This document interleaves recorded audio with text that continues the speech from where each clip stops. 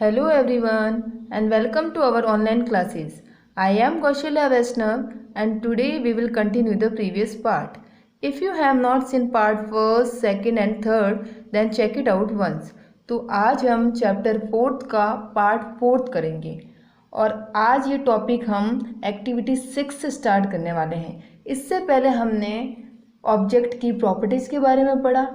Object की different properties होती हैं लाइक अपीयरेंस, हार्डनेस, सॉल्युबल और इनसॉल्युबल, ट्रांसपेरेंसी और जो भी ऑब्जेक्ट फ्लोट करते हैं और सिंक करते हैं उनकी भी हमने प्रॉपर्टीज़ पढ़ी।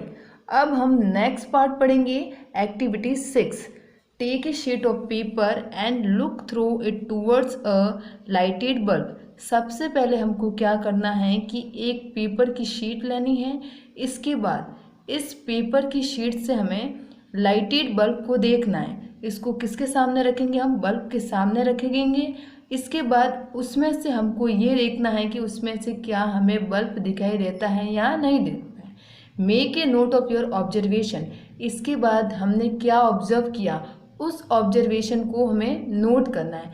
Now put 2-3 drops of oil and separate it on the sheet of paper. इसके बाद हमें क्या करना है, कुछ ऑयल की बूंदे उस पेपर के ऊपर डालनी है। किस पेपर पे? जो हमने पेपर की शीट ली थी उस पर कुछ ड्रॉप ऑयल की डालनी है और उसको क्या करना है, स्प्रेड करना है। Look again towards the lighted bulb through the portion of the paper on which the oil has been spread.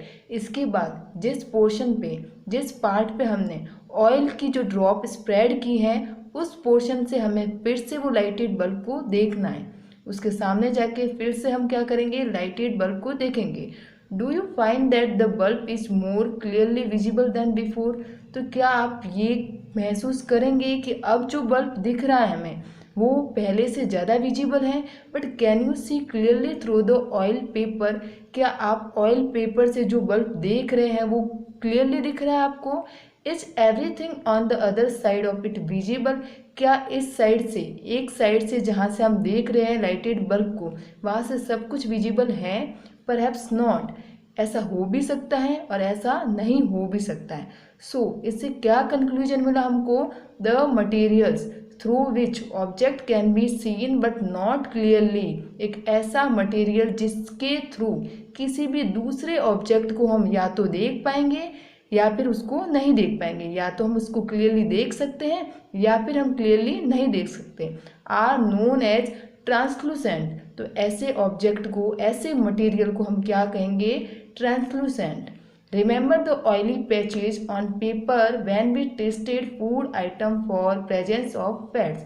इसके अलावा हमको ये लर्न करना है कि जो पेपर ऑयली पैचेज वाला था उसके थ्रू हमने क्या देखा कि हमें लाइटेड बल्ब दिखाई दे रहा है कि नहीं दिखाई दे रहा है। तो वो पेपर हमारे लिए क्या हो गया, वो मटेरियल हमारे लिए क्या हो गया, ट्रांसलूसेंट हो गया। ऐसे ही हमने एक और एक्टिविटी परफॉर्म की थी कि कैसे पैट का जो प्रेजेंस है वो फूड आइटम को देख पाता है कि नहीं देख पाता है। तो ये भी किसका एग्जाम्पल हुआ?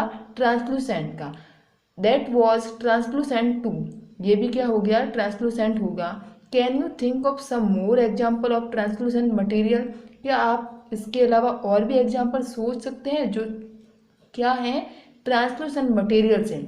तो फॉर एन एग्जाम्पल प्लास्टिक्स ऐसे होते हैं, कुछ ऐसे प्लास्टिक होते हैं जिसमें से हमको कुछ दूसरे जो ऑब्जेक्ट है वो दिखाई देते भी हैं और नहीं दिखाई देते हैं। इसका मतलब क्या हुआ कि वो हमें क्लियरली विजिबल नहीं होंगे, लेकिन इसका मतलब ये नहीं कि हमें वो दिखे नहीं, दिखेंगे लेकिन क्लियरली विजिबल नहीं होंगे। इसके अलावा ऐसे कुछ ग्लास की चीज़ें भी होती हैं, ग्लास मटेरियल भी होता है।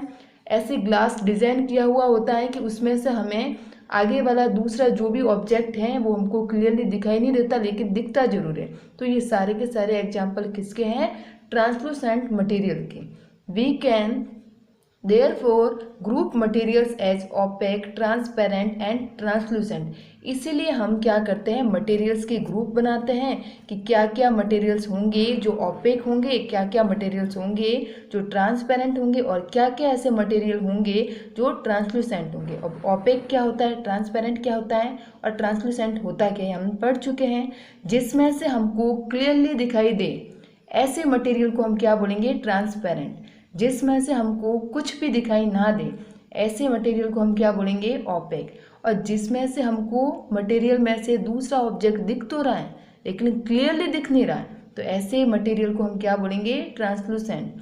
पहली suggest covering the glass of torch with your palm at a dark place. Switch on the torch and observe the other side of the palm. She want to know whether palm of your hand is opaque, transparent और translucent. अब पहेली ने क्या किया कि एक torch ली, उस torch को स्विच ऑन किया और अपने पाम पे रखा।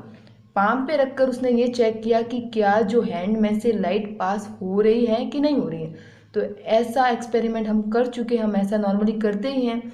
तो जब हम टॉर्च के ऊपर अपना पाम रखते हैं तो क्या होता है, उसमें से लाइट, हल्की सी लाइट पास होती है और हमारा जो हैंड है, पाम है हमारी, कैसी दिखती है, रेड कलर की दिखाई देती है। तो इसका मतलब तो हमारा जो हैंड का जो पाम है वो क्या होगा, ओपेक, ट्रांसपेरेंट या ट्रांसलूसेंट। ओपेक तो होगा ही नहीं, ट्रांसपेरेंट बिल्कुल नहीं, तो क्या होगा, ये किसका एग्जाम्पल होगा, ट्रांसलूसेंट का। We learn that materials differ in their appearance and the way they mix in water or other liquids. इस चैप्टर में हमने क्या पढ़ा, एक प्रॉपर्टीज पढ़ी थी, अपीयरेंस। इसके साथ ही हमने क्या पढ़ा था कि कुछ मटेरियल ऑब्जेक्ट ऐसे होते हैं जो वाटर में मिक्स होते हैं, तो कुछ ऑब्जेक्ट ऐसे होते हैं जो वाटर में मिक्स नहीं होते, यानी कि जो दूसरे लिक्विड, क्या दूसरे लिक्विड थे, ऑयल है, कैरोसिन है, उसमें मिक्स होते हैं। दे मे फ्लोट और सिंक इन वाटर और मे बी ट्रांसपेरेंट, ओपेक और ट्रांसलूसेंट। इसके साथ हमने ये भी पढ़ा कि कुछ ऑब्जेक्ट ऐसे होते हैं जो वाटर में फ्लोट करते हैं, तो कुछ ऑब्जेक्ट ऐसे होते हैं जो वाटर में सिंक करते हैं। इसके अलावा हमने मटेरियल की क्या प्रॉपर्टी पढ़ी थी कि वो ट्रांसपेरेंट होते हैं, ओपेक होते हैं एंड ट्रांसलूसेंट होते हैं। Material can be grouped on the basis of similarities of differences in their property. तो हम मटेरियल्स, जो भी मटेरियल्स हैं उनको हम ग्रुप में डिवाइड करेंगे, किसके अकॉर्डिंग, उनकी सिमिलरिटीज़ के अकॉर्डिंग एंड उनकी डिफरेंसेस के अकॉर्डिंग उन्हें हमें ग्रुप में डिवाइड करेंगे। Why do we need to group materials, तो हम जो मटेरियल का ग्रुप बनाते हैं इसकी हमें क्या ज़रूरत है, in everyday life we often group materials for our convenience. इसके अलावा हमें जो मटेरियल का हम ग्रुप बना रहे हैं उसकी हमें क्या ज़रूरत है कि हम हमारी हर दिन की जो लाइफ है वो क्या रहे, इजी हो, उसमें क्या हो, सुविधाजनक हो। इसलिए हम क्या करते हैं कि हर एक मटेरियल का अलग अलग ग्रुप बनाते हैं। At home we usually store things in such a manner that similar object are placed together. अगर हमने एक जगह पर एक जैसी चीज़ें रखी हैं तो किस ऑब्जेक्ट में, किस मटेरियल में कौन सा ऑब्जेक्ट है, ये हम कैसे चेक करेंगे, तो इसीलिए हमने अलग अलग मटेरियल का यूज करते हैं। Such an arrangement help us to locate them easily. ऐसा अरेंजमेंट क्या होगा ताकि हम आसानी से उस ऑब्जेक्ट को ढूंढ पाए। Similarly a grocer usually keep all item of biscuit at one corner of his shop. इसके अलावा जो ग्रोसर होता है यानी कि शॉपकीपर होता है वो भी अपने आइटम किस में रखता है, ग्लास कंटेनर में, ताकि जो भी बायर है वो आसानी से उसको परचेज कर पाए, आसानी से देख पाए, ताकि वो आसानी से उसको खरीद सके। All soap at another while grain and pulses are stored at some other places. इसके अलावा जो ग्रेन्स है, पल्सेज हैं या फिर सूप है, हर एक चीज़ हम उसको अलग अलग कंटेनर में, अलग अलग मटेरियल में स्टोर कर पाए। इसलिए हमने इस चैप्टर में अलग अलग मटेरियल के बारे में पढ़ा है और हर एक मटेरियल की प्रॉपर्टीज़ के बारे में भी पढ़ा है। There is another reason why we find such grouping useful. इसके अलावा और भी रीजन है कि हमने जो मटेरियल का ग्रुप बनाया है वो हमारे लिए क्या होता है, यूजफुल होता है।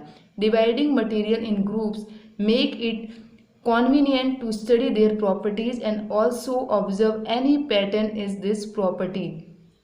इसके अलावा हमने जो मटेरियल का ग्रुप बनाया है वो हमारे लिए यूजफुल है ताकि हम हर एक मटेरियल की अलग अलग प्रॉपर्टीज पढ़ सकें।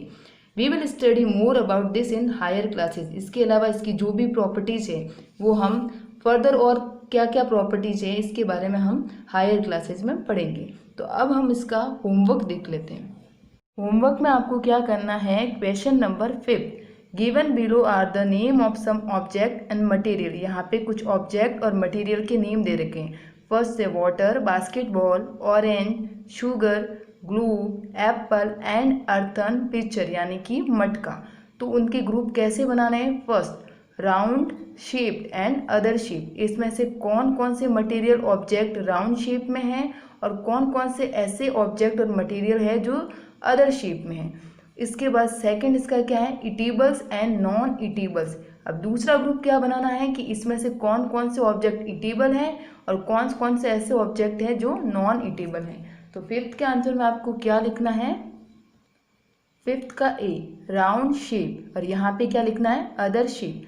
राउंड शेप क्या होते हैं? बास्केटबॉल है, एप्पल है, ऑरेंज है, ग्लोब एंड अर्थन पिक्चर। ये सारे के सारे ऑब्जेक्ट कैसे होते हैं? राउंड शेप में। इसके अलावा अदर शेप में क्या लिखेंगे हम? Water, sugar. ये है ए का आंसर। बी के आंसर में आपको यहाँ क्या लिखना है? ईटेबल्स, और यहाँ लिखना है नॉन ईटेबल्स। तो ऐसे कौन कौन से ऑब्जेक्ट है जो ईटेबल हैं? Water, orange, Apple and sugar.